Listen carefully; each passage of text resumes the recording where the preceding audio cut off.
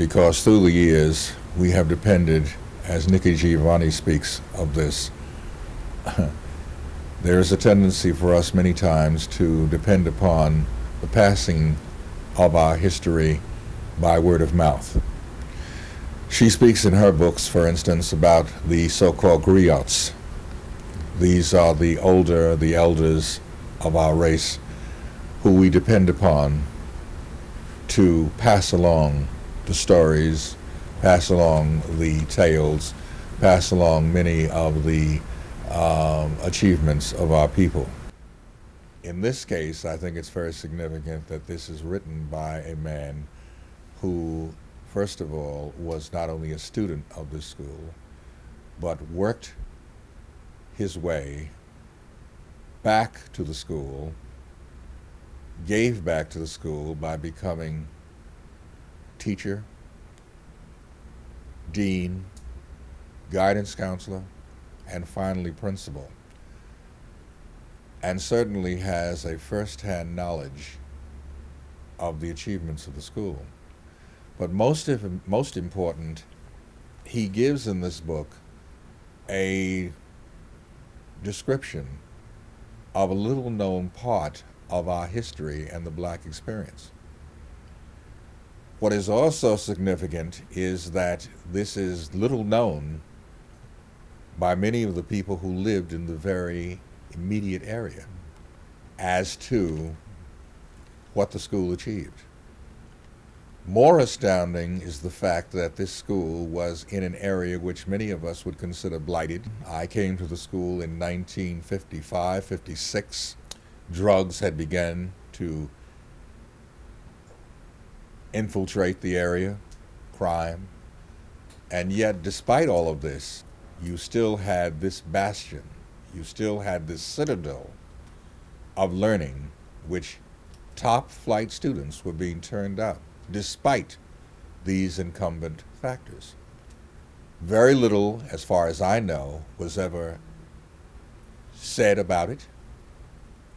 You had individuals who not only graduated, but became figures both on the local level, the national level, the international level. Charles Rangel, politician. John Carlos, who can forget John in 1968? The clenched fist, the Olympic Games. John, who later, after doing that, was blacklisted, who paid the heavy price, who could not get a job, who could not even hold a job coaching a girls' track team because he was blacklisted. John, whose wife committed suicide. Who can forget Brock Peters, who was nominated for an Academy Award, who recently passed away? James Baldwin, the author of God knows how many books, who was a member of the Arista at Douglas. Robert Lowry, fire commissioner. This is just to name a few. To even think about the staff, do you realize that you had on staff as teachers people like County Cullen, the great poet, Harcourt Tynes, who was one of the people who started the original Niagara movement and the first march on Washington that took place in 1941.